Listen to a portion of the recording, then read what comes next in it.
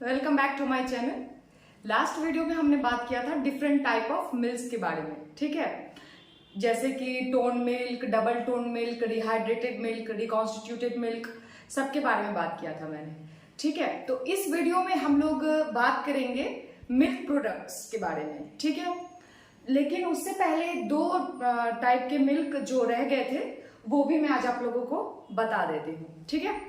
तो होप सब अच्छे होंगे, ठीक है। तो जो लोग नए हैं उनको एक बार बता देती हूँ कि इस चैनल के थ्रू आप लोगों को CUET PG food science and technology या न्यूट्रिशन, जिसका कोड SAQP 12 है, उसकी प्रिपरेशन करवाई जाती है, ठीक है। तो चलिए फिर स्टार्ट करते हैं। इसमें एक टॉपिक रह गया था आपका ड्राई मिल्क, ठीक है। तो ड्राई मिल्क देख लेते हैं क्या होता है। Whole milk can be dehydrated about 97% by spray drying और वैक्यूम ड्राइंग। स्प्रे ड्राइंग और वैक्यूम ड्राइंग सबने पढ़ा होगा, नहीं भी पढ़ा है तो जब हम पैकेजिंग स्टार्ट करेंगे तो उसमें भी पढ़ेंगे, ठीक है।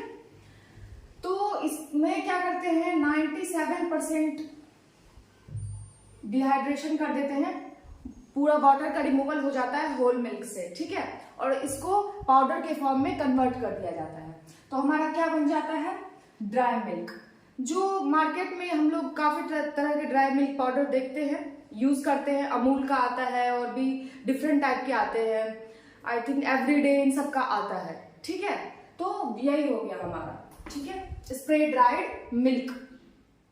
अब आते हैं स्वीटेंड कंडेंस्ड मिल्क।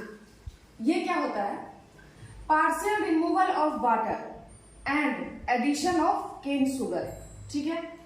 वाटर का क्या करते हैं, पार्शियल रिमूवल करते हैं और उसमें केन शुगर ऐड करते हैं। इसका कंसंट्रेशन कितना रखते हैं, 65% कंसंट्रेशन तो रहना ही रहना चाहिए। अब केन शुगर के होने से क्या बेनिफिट है, इसके होने से ये बेनिफिट है कि प्रिजर्वेशन हो जाता है, ठीक है।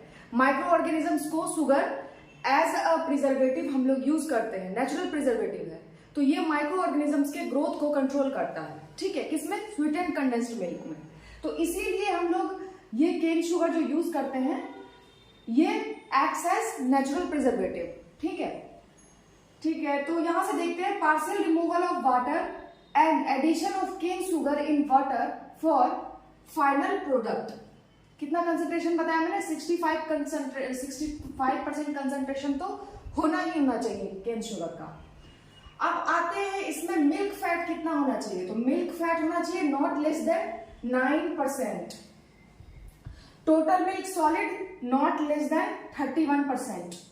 और केन शुगर का परसेंटेज 40% से कम नहीं होना चाहिए, ठीक है। देखिए आया हुआ क्वेश्चन है सब, आपको यहाँ पे जो भी पॉइंट बताती हूँ मैं, पहले मैं प्रीवियस ईयर क्वेश्चन वगैरह सब देख लेती हूँ, ठीक है। अब वहां से देखने के बाद मुझे पता चल जाता है कि कौन से पॉइंट पूछ रहे हैं, कहाँ से आ रहा है। तो आपको जब वन लाइनर क्वेश्चन पूछ रहा है तो वहां पे 4 ऑप्शंस दिए हुए हैं, डायरेक्ट पूछ लेगा स्वीट एंड कंडेंस्ड मिल्क में टोटल सॉलिड्स का परसेंटेज कितना होना चाहिए, ठीक है।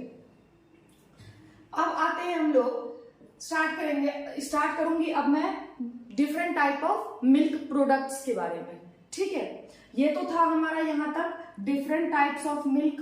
एक आध मिल्क और है, सोया मिल्क वगैरह, तो जो सोयाबीन वगैरह से उसका फॉर्मेशन होता है, तो वो भी हम देख लेंगे, क्योंकि ऐसा है कि मेरे माइंड में है सब। जब हमें कंप्लीट कराना है तो उस टॉपिक वाइज में कंप्लीट कराती जाऊंगी वहां पे, ठीक है। देखिए क्रीम जो है, अगर एक लेमैन के लैंग्वेज में बोले, तो क्रीम क्या होता है, तो जब मिल्क को हम लोग गर्म करते हैं, ठीक है, और कुछ देर के बाद उसको अनडिस्टर्ब्ड छोड़ देते हैं थोड़े टाइम के लिए, ठीक है। तो जो उसके टॉप पे जो उसके लेयर का फॉर्मेशन होता है, उसी को हम लोग फैट बोलते हैं ना। ये देखिए milk cream, fatty layer that rises to the milk when it stands undisturbed for some time. ये तो हो गया लेमैन के लैंग्वेज में, जो कि हम लोग डेली बोलचाल में बोलते हैं, ठीक है। पर अब हम लोग आगे देखेंगे कि एक्चुअल में क्रीम का रियल डेफिनेशन क्या होना चाहिए। अब कोई एक डेफिनेशन तो है नहीं, तो 2-4 देख लेंगे। यहां तक एक बार ध्यान से देख लें आप लोग, फिर स्टार्ट करती हूँ मैं आगे। अब देखते हैं कि कितने टाइप्स के मिल्क क्रीम है, ठीक है।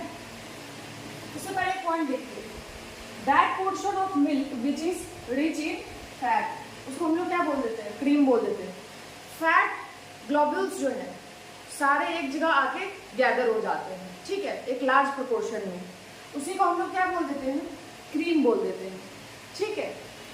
अब क्रीम जो है वो डिफरेंट टाइप्स के होते हैं, लेकिन जो क्रीम है वो जनरली उसमें फैट का परसेंटेज 18 to 85% तो होता ही है।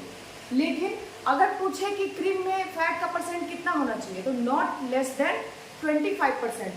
25% फैट तो होना ही होना चाहिए, या तो वो काउ मिल्क हो या वो बफेलो मिल्क हो या दोनों का कॉम्बिनेशन हो, क्रीम का फॉर्मेशन जैसे भी हो, लेकिन फैट का परसेंटेज 25% से कम नहीं होना चाहिए। अब आते हैं वेरियस टाइप ऑफ क्रीम के बारे में। Table cream, light cream, coffee cream, ये 3 टाइप है, ठीक है। इनमें मिल्क फैट कितना होता है, 20 to 25% मिल्क फैट होता है। व्हिपिंग क्रीम, हैवी क्रीम, इन दोनों में containing 30 to 40% milk fat. Plastic cream 65 to 85% milk fat. सबसे ज्यादा जो मिल्क फैट होता है वो किसमें होता है, प्लास्टिक क्रीम में ही होता है। तो ये है आपका डिफरेंट टाइप्स ऑफ क्रीम। अब मैंने अभी आप लोगों को क्रीम के बारे में बताया, अब देखते हैं सॉर क्रीम। ये क्या होता है, inoculated with a controlled culture of lab, ठीक है। लैब क्या होता है, लैक्टिक एसिड बैक्टीरिया, ठीक है। तो क्या करते हैं, जब लैब के कल्चर से हम लोग इनॉकुलेशन करते हैं तो क्या होता है, एसिडिटी डेवलप होती है, एक टैंगी फ्लेवर डेवलप होता है, उसी को हम लोग सॉर क्रीम बोल देते हैं, ठीक है। Inoculated with a controlled culture of lab to develop desired acid tang in finished product. Fat का परसेंटेज कितना होना चाहिए, 18% फैट होना ही चाहिए क्रीम में, तभी सॉर क्रीम हम का फॉर्मेशन हो सकता है। अब आता है कि इसका टेम्परेचर जो है कितना रहना चाहिए, तो 70 to 75 degree Celsius for 30 minutes, ठीक है। इतने ही टेम्परेचर पे इनऑकुलेशन होगा, किससे, लैक्टिक एसिड बैक्टीरिया से, तभी सॉर क्रीम का फॉर्मेशन और डिजायर्ड फ्लेवर या टैंग डेवलप होगा, ठीक है, क्लियर है। ये था आपका सॉर क्रीम। अब आते हैं बटर। बटर क्या है, obtain by churning cream. Cream में जो मिल्क फैट्स प्रेजेंट होते हैं उसका एजिटेशन होता है, ठीक है, उसका शेकिंग होता है। शेकिंग करते हैं या एजिटेशन करते हैं तो क्या होता है, फैट मेम्ब्रेन ब्रेक हो जाता है, उससे क्या होता है, फैट ग्लोब्यूल्स का आपस में वो क्लम्प कर जाते हैं। फैट तो स्टिकी होता है, वो आपस में एजिटेशन से उसकी क्लम्पिंग शुरू हो जाती है, ठीक है, एक जगह गैदरिंग शुरू हो जाती है। इससे क्या होता है, एक मास का फॉर्मेशन होता है, एक कॉम्पैक्ट मास का, और वो क्या करता है, उसी को हम लोग बटर बोल देते हैं, ठीक है। Obtain by churning cream gathering the fat into a compact mass. यहां चर्निंग एजिटेशन, ठीक है, एजिटेशन कॉम्पैक्ट मास, इसको हम लोग बटर बोल देते हैं। अब क्या है कि बटर जो है अकॉर्डिंग टू पीएफए रूल्स 1976, उसके अकॉर्डिंग क्या कहा गया था कि बटर में हम कोई भी प्रिजर्वेटिव ऐड नहीं कर सकते हैं एक्सेप्ट सोडियम क्लोराइड, ठीक है।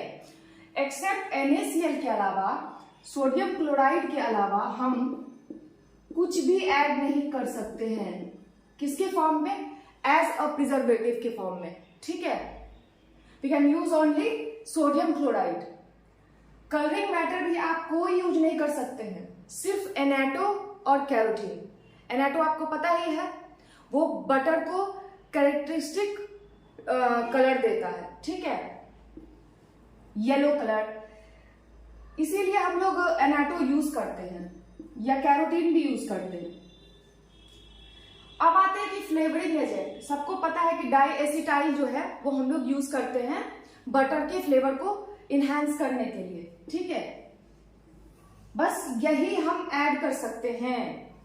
देखिए VVIE तीनों पॉइंट, ठीक है। एक बार देख लें और उसके बाद इसको नोट डाउन कर ले, ठीक है। अब देखें बटर में फैट कंटेंट कितना होना चाहिए, नॉट लेस देन 80%, ठीक है। बटर में सबसे ज्यादा हाईएस्ट फैट कंटेंट होता है 80%। ये जो मैंने आपको केमिकल कंपोजिशन यहां पे बताया है, मिल्क फैट, मॉइस्चर,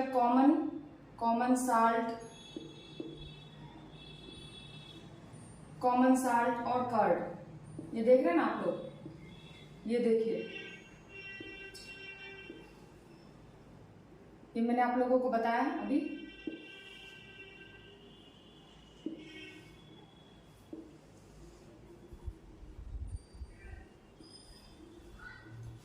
एग्जैक्ट इसी परफॉर्मा में देख लीजिए, ये आपका क्वेश्चन पेपर है 2022 PGQP08 फूड टेक्नोलॉजी का। एग्जैक्ट पूछा है composition of Indian butter, percentage, butter fat, moisture, salt, curd. देखना एग्जैक्ट यही है। मिल्क फैट कितना होगा 80.2%, moisture 16.3%, common salt 2.5 to 3%, curd 1 to 1.5%। ये आपका केमिकल कंपोजिशन है किसका, typical Indian salted Indian butter, ठीक है। इसका केमिकल कंपोजिशन है ये। 4 नंबर का क्वेश्चन हो गया ये। अगर किसी को ये पूरा फॉर्मेट याद रहेगा तो आराम से एक क्वेश्चन सॉल्व हो गया। अब आते हैं कि butter is made from sweet और सॉर क्रीम, ठीक है। बट जो मैक्सिमम फॉर्मेशन होता है बटर का वो सॉर क्रीम से ही होता है। सबसे ज्यादा फॉर्मेशन बटर का जो होता है वो सॉर क्रीम से ही होता है। कुछ ही केसेस में हम लोग स्वीट क्रीम भी यूज कर लेते हैं। The cream is pasteurized at 62.8 degree C for 30 minute, then cooled. पहले क्या करते हैं, क्रीम का पास्चराइजेशन कर लेते हैं, इसके बाद ही इसमें हम लोग कल्चर ऐड करते हैं, लैक्टिक एसिड बैक्टीरिया, ठीक है। ठीक है, तो जब अब मैंने कहा कि बटर बनाने के लिए हम लोग सबसे पहले क्रीम का पास्चराइजेशन करते हैं 62.8 डिग्री सेल्सियस फॉर 30 मिनट्स।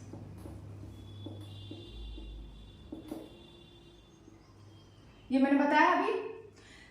अब पास्चराइजेशन जब कर देते हैं क्रीम का, उसके बाद हम लोग इसमें ऐड करते हैं डिजायर्ड माइक्रो ऑर्गेनिज्म, किसके फॉर्म में, कल्चर के फॉर्म में, और इसको हम लोग स्टार्टर भी बोलते हैं, ठीक है। और यही हमारा होता है लैक्टिक एसिड बैक्टीरिया, ठीक है।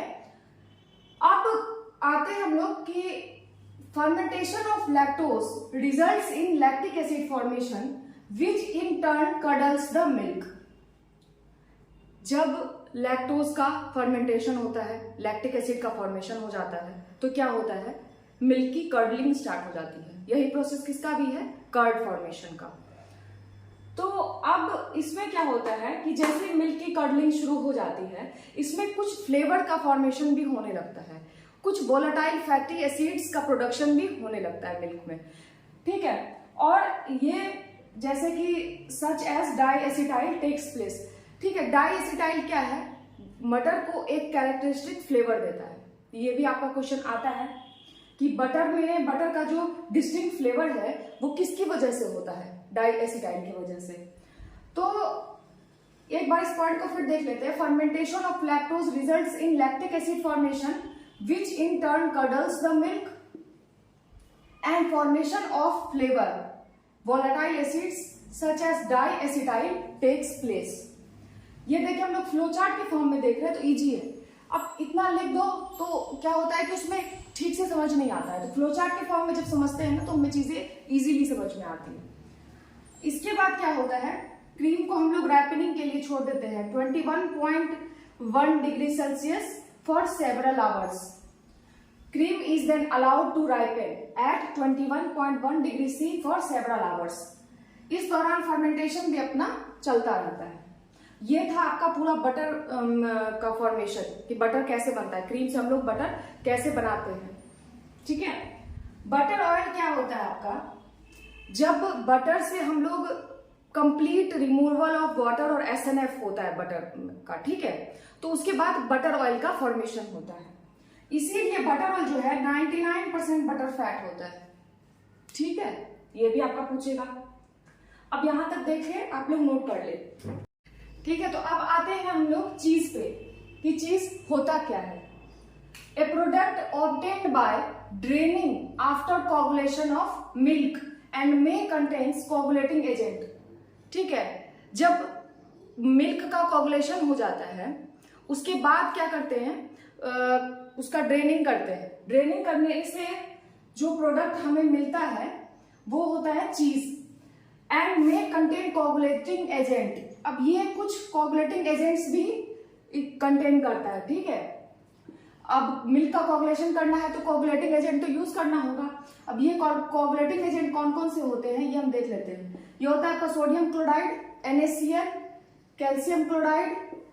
ठीक है, और इसका यूज कितना होना चाहिए, 0.02% बाय वेट। ठीक है, इतना होना चाहिए कोगुलेटिंग एजेंट, इससे ज्यादा हम लोग यूज नहीं कर सकते हैं, यही आपका मिनिमम परसेंटेज है। देखते हैं, a product obtain by draining after coagulation of milk and may contains coagulating agent. ठीक है, अब चीज में मिनिमम फैट का परसेंटेज कितना होना चाहिए, 30%। ठीक है, not less than 30% fat contain करना ही चाहिए किसको, चीज को। डिफरेंट टाइप्स ऑफ चीज देख लेते हैं। अब देखिए, चीज काफी डिफरेंट टाइप्स के होते हैं, हार्ड चीज, सॉफ्ट चीज, रैपेंड चीज, अनरैपेंड चीज। तो पहले हम लोग देखते हैं हार्ड चीज।